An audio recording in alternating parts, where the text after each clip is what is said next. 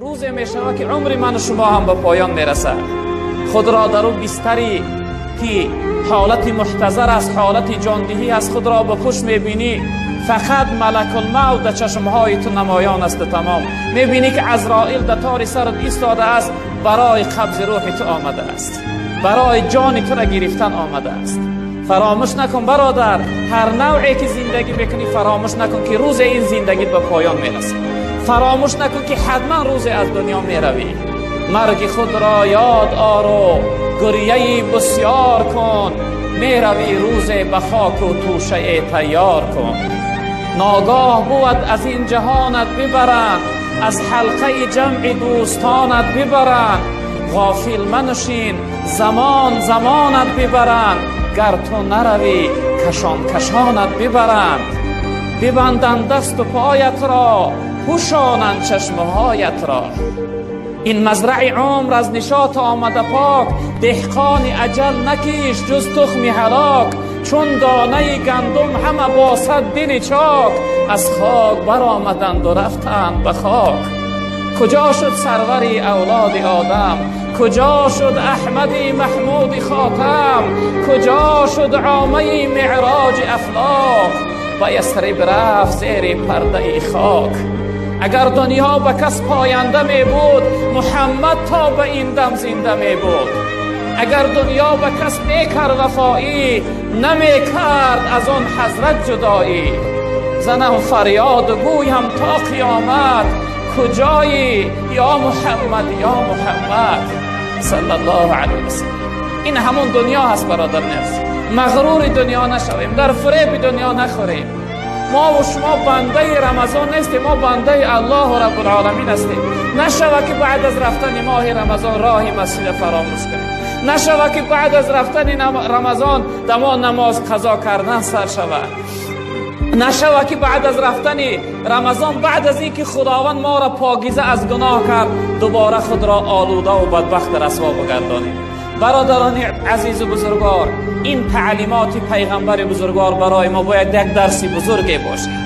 زندگی بکن، هر نوع میخواهی زندگی بکن، اما فراموش نکن که روز زندگی تو به پایان میرسه، زندگی تو ادا میشه و تمام میشه.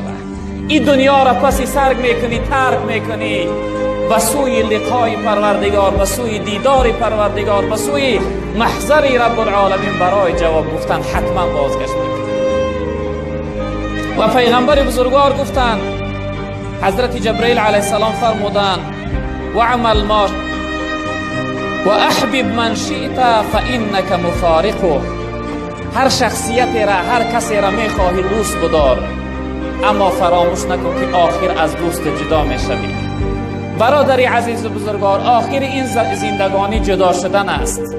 آخر از پدر جدا میشوی، از مادر جدا میشوی، زنت بیوه میمانه، فرزندت یتیم میشوه.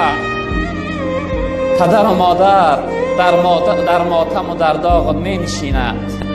آخر از این دوست ها جدا میشه. امروز جداگی نکن برادری بزرگوار، امروز به برادر و اکا و دادرت قهری نبیست.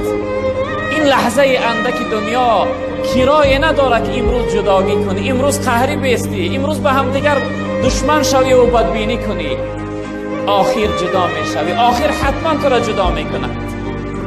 به همین خاطر امروز دوست بدار، امروز به قدر برس، پدر و مادر احترام کن، دعاش بگیر.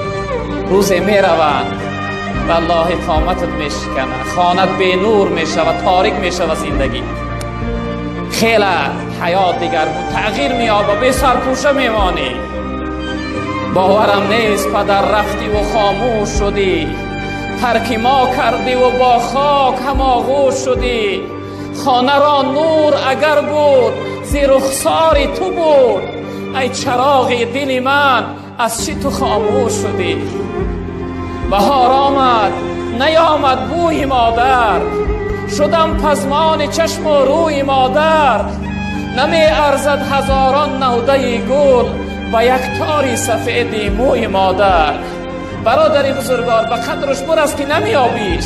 والله قسم ده آرزو مثل من بر این می سوزی، می خواهی که یک بار پیداش کنی. ای پدر جان بگوی دیگر نمی آبیش. میخواهی جای تنهایی باشی، یک فریاد کنی تا اینکه درون سینت خالی شود، چون اینجا هم پیدا نمیکنی. برادری عزیز و بزرگوار، به قدر پدر و مادر برس. برادری عزیز و بزرگوار، به قدر برادر برس، به قدر یار و دوست برس، آخر جدا میشوی. چه نوعی که امروز از رمضان جدا شده ساده ای، روز از این عزیزها جدا میشوی. اگر تو نروی حتما اونها از تو میروند و جدا میشوند. یک عمر از این بی پرواگی و بی احترامی میسوزانند. یک عمر از فراق از داغ شو میسوزی برادری عزیز.